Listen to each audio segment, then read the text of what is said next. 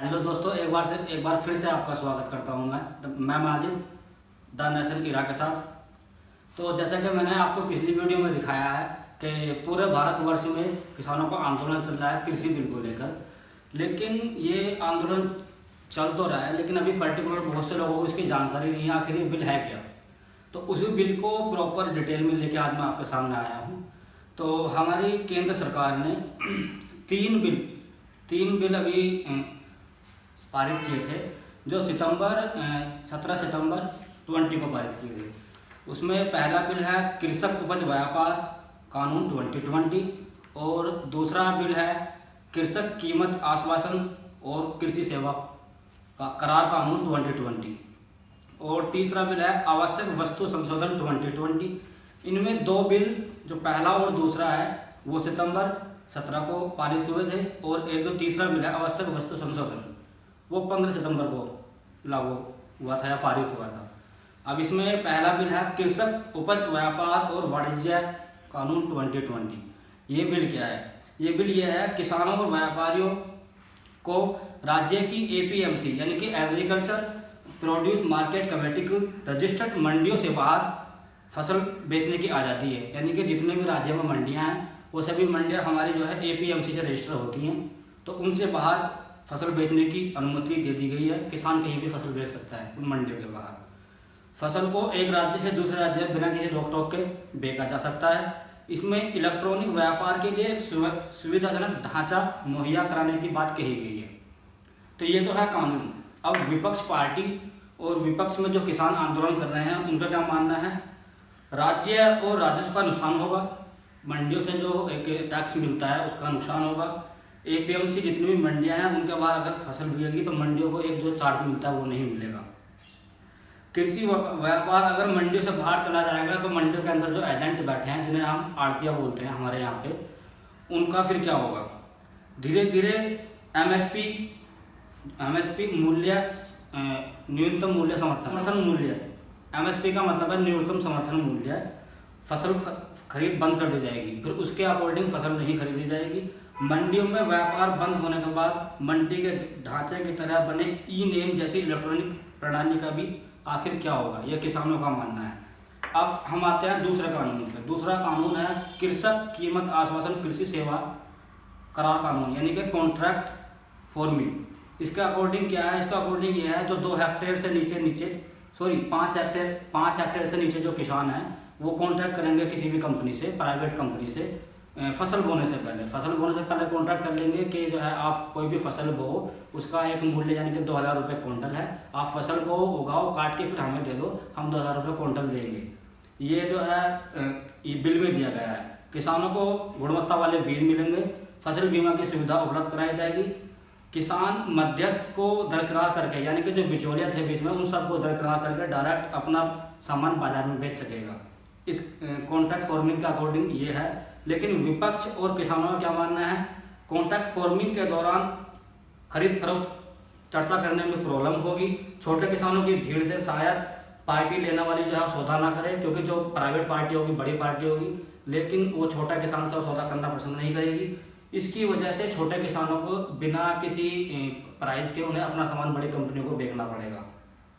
तीसरा बिल है आवश्यक वस्तु संशोधन कानून 2020।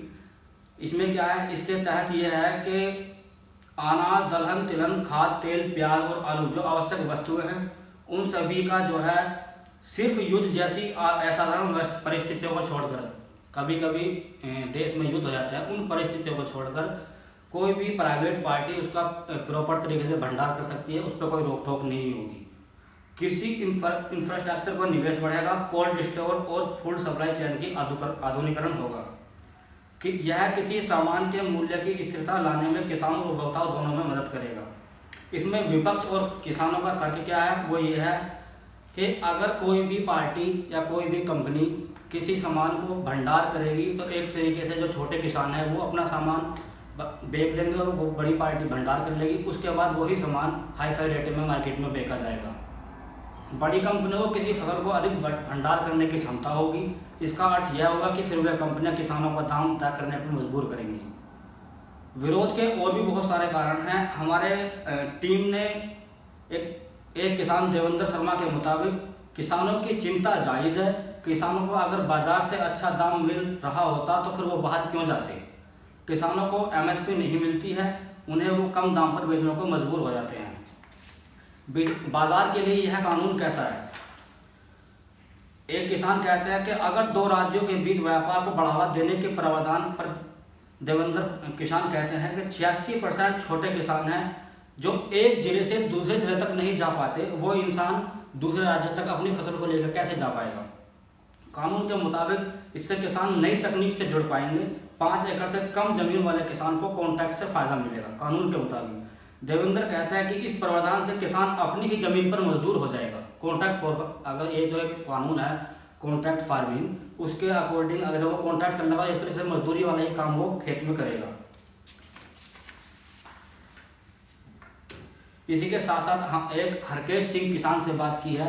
वो कहते हैं कि सरकार ने जो भी कानून में कहा है कॉन्ट्रैक्ट फार्मिंग और अपनी फसलों को बाहर बेचने जैसी चीज़ें पहले भी होती रही हैं।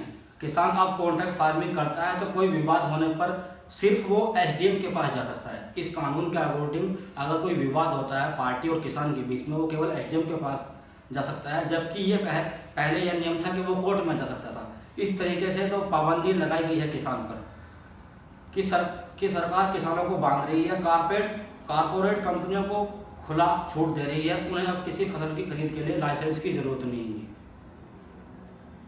अगर उदाहरण के तौर पर अगर गेहूं का मूल्य 1925 रुपये क्विंटल है जो मंडी में है, लेकिन निजी कंपनियों एमएसपी का मतलब ये है कि अगर गेहूं का मूल्य 1925 रुपये क्विंटल है जो मंडी में बिक रहा है, तो एमएसपी का मतलब ये है कि वो गेहूं इतने रुपए में निजी कंपनियों को भी दिया जाना चाहिए। निजी कंपनियां कैसे आएंगी बाजार में। एमएसपी मंडी से टैक्स नहीं आएगा तो सरकार को कमाई नहीं होगी, कमाई नहीं होगी तो मंडियों का रखरखाव बंद हो जाएगा। एक तरीके से किसान लोग कहते हैं कि प्राइवेट सेक्टर यही चाहता है जब मंडियां समाप्त हो जाएंगी उसकी पकड़ मजबूत हो जाएगी। यानी कि जब एमएसपी के अकॉर्डिंग कोई सामान नहीं बिकेगा और आप कह रहे हो कि मंडी के बाहर हम सामान बेचें, जब किसान मंडी के बाहर सामान बेचने जाएगा किसी प्राइवेट कंपनी को, तो जितने भी हमारी मंडियाँ हैं वो बंद हो जाएंगी।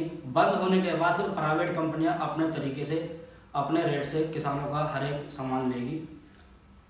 एमएसपी देने से क्या होगा। भारत के किसानों की हालत किसी से छिपी हुई नहीं है। वे बेहद मुश्किल परिस्थितियों में काम करते हैं, फिर उनको सही मूल्य नहीं मिल पाता। 2015-16 में हुई कृषि गणना के अनुसार 86% किसानों के पास केवल 2 हेक्टेयर से कम जमीन है। तो ये था कृषि कानून जो मैंने आपको डिटेल में समझाया। इसमें हमारी टीम ने अम्बाला के एक किसान हरकेश सिंह से बात की।